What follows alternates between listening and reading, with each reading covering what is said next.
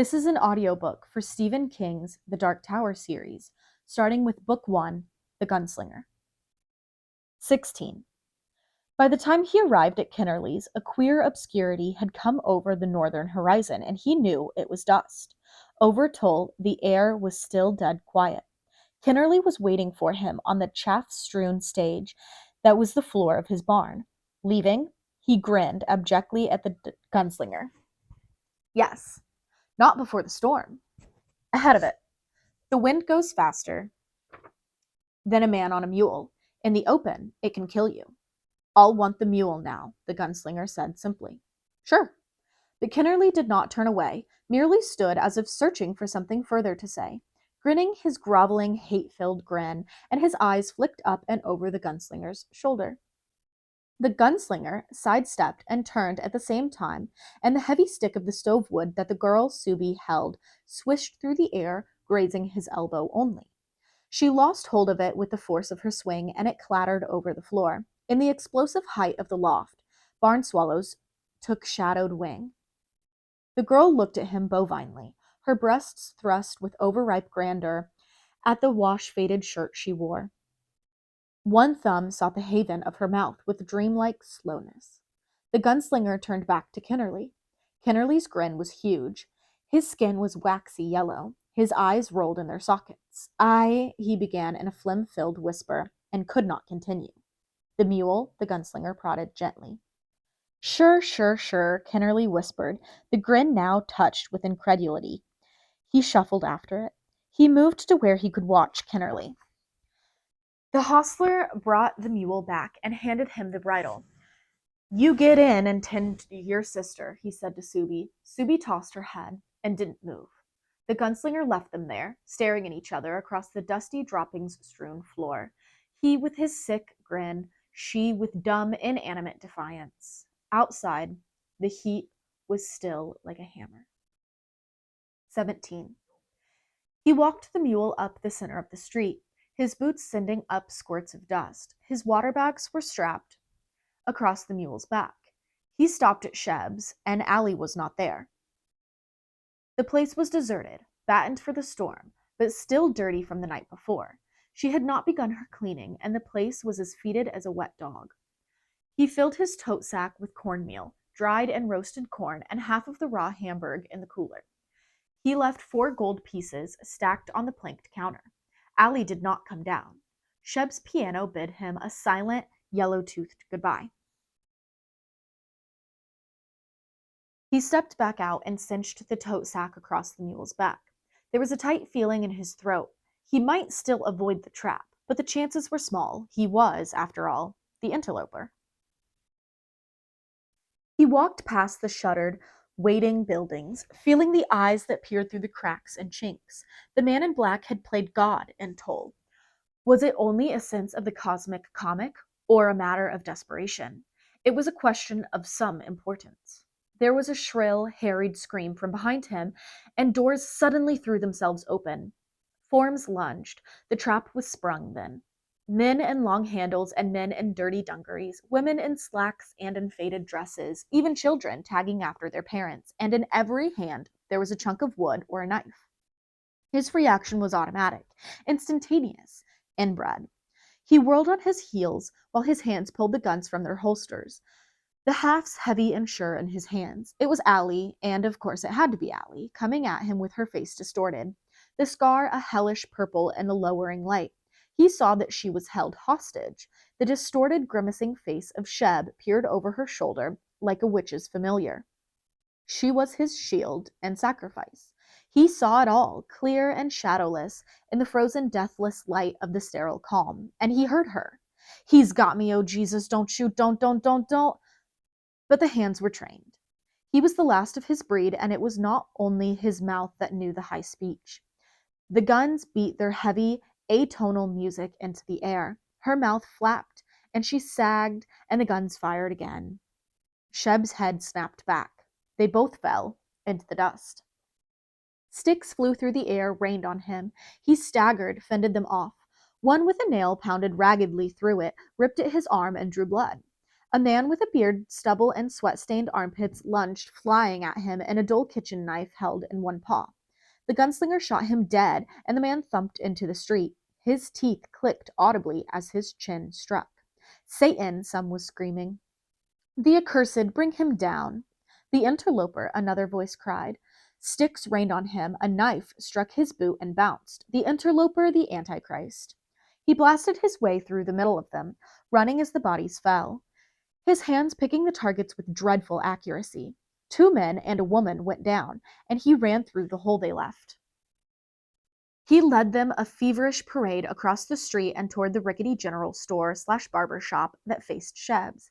He mounted the boardwalk, turned again, and fired the rest of his loads into the charging crowd. Behind them, Sheb and Ali and the others lay crucified in the dust. They never hesitated or faltered, although every shot he fired found a vital spot, and although they had probably never seen a gun except for in pictures in old magazines. He retreated, moving his body like a dancer to avoid the flying missiles. He reloaded as he went with a rapidity that had also been trained into his fingers. They shuttled busily between gun belts and cylinders. The mob came up over the boardwalk, and he stepped into the general store and rammed the door closed. The large display window to the right shattered inward, and 3 men crowded through. Their faces were zealously blank, their eyes filled with bland fire. He shot them all, and the 2 that followed them.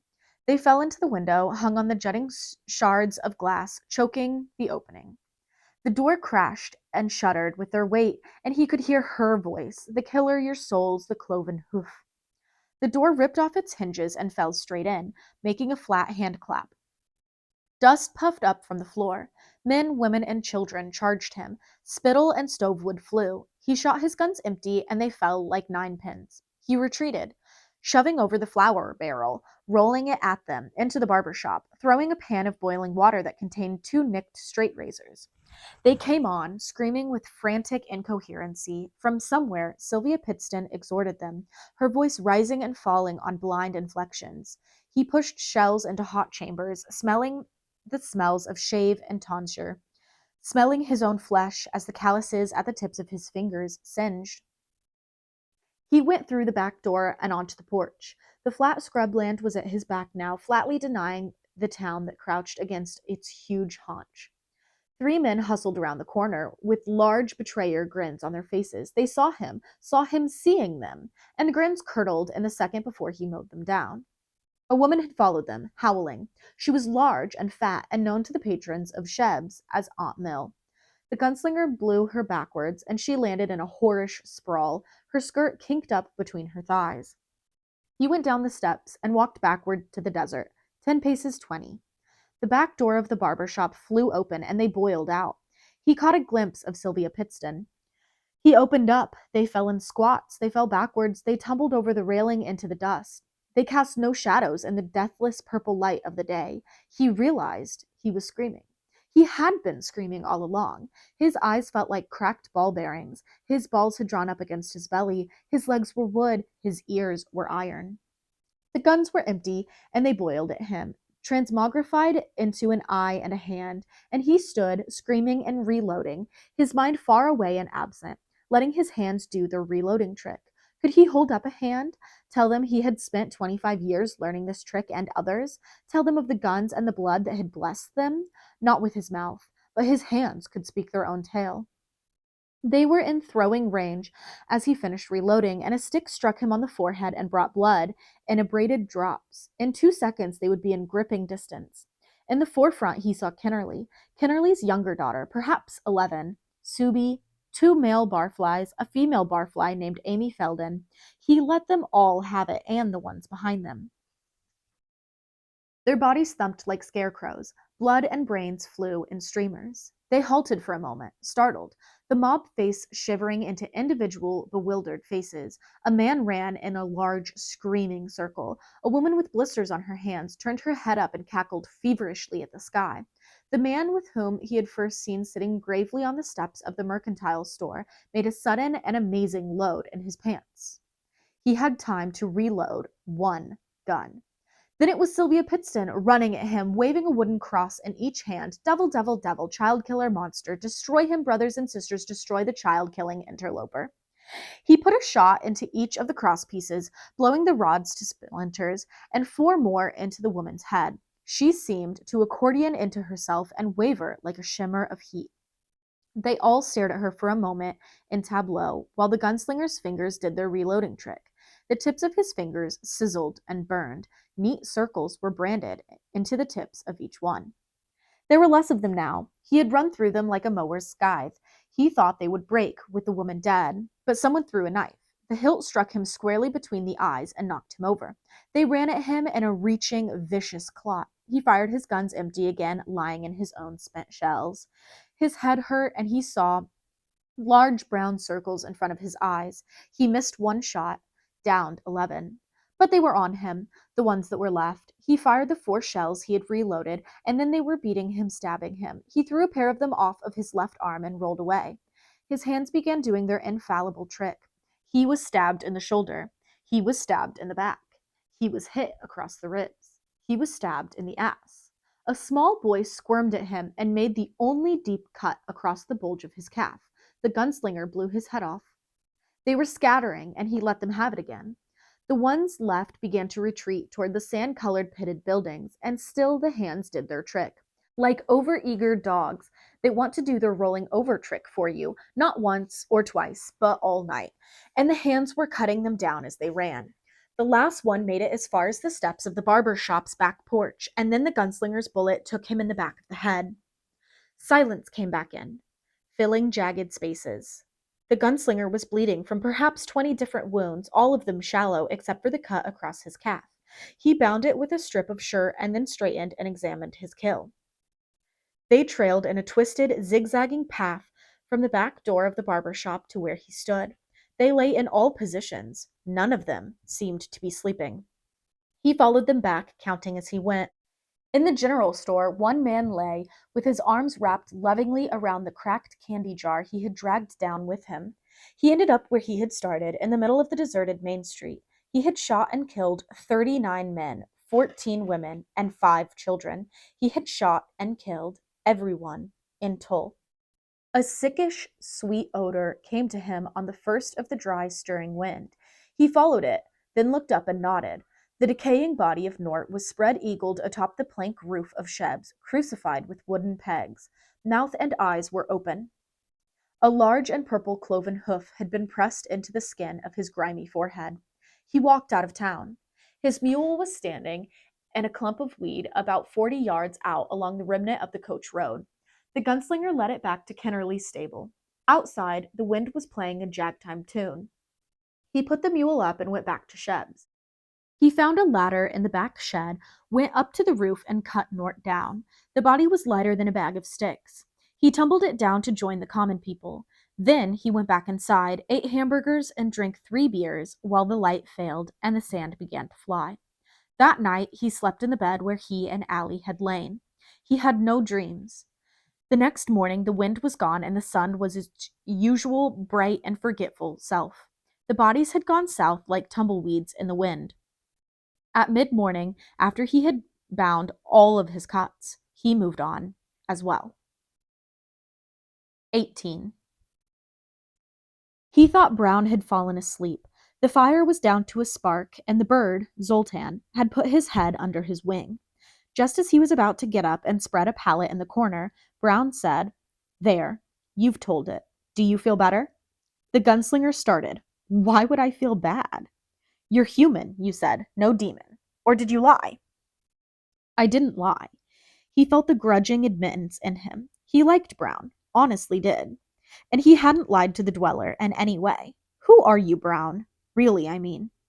"Just me," he said, unperturbed. "Why do you have to think you're such a mystery?" The gunslinger lit a smoke without replying. "I think you're very close to your man in black," Brown said. "Is he desperate?" "I don't know." "Are you?" "Not yet," the gunslinger said. He looked at Brown with a shade of defiance. "I do what I have to do." "That's good then," Brown said, and turned over and went to sleep. 19. In the morning, Brown fed him and sent him on his way. In the daylight, he was an amazing figure with his scrawny, burnt chest, pencil-like collarbones, and ringleted shock of red hair. The bird perched on his shoulder. The mule? The gunslinger asked. I'll eat it, Brown said. Okay. Brown offered his hand and the gunslinger shook it. The dweller nodded to the south. Walk easy. You know it. They nodded at each other, and then the gunslinger walked away, his body festooned with guns and water. He looked back once. Brown was rooting furiously at his little corn bed.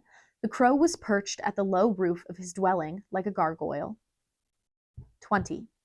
The fire was down, and the stars had begun to pale off. The wind walked restlessly. The gunslinger twitched in his sleep and was still again. He dreamed a thirsty dream. In the darkness, the shape of the mountains was invisible. The thoughts of guilt had faded. The desert had baked them out. He found himself thinking more and more about Court, who had taught him to shoot instead. Court had known black from white. He stirred again and awoke. He blinked at the dead fire with its own shape superimposed over the other, more geometrical one. He was a romantic, he knew it, and he guarded the knowledge jealously. That, of course, made him think of Court again. He didn't know where Court was. The world had moved on. The gunslinger shouldered his tote sack and moved on with it. That ends part 1 of The Gunslinger. Up next, we have part 2, The Way Station.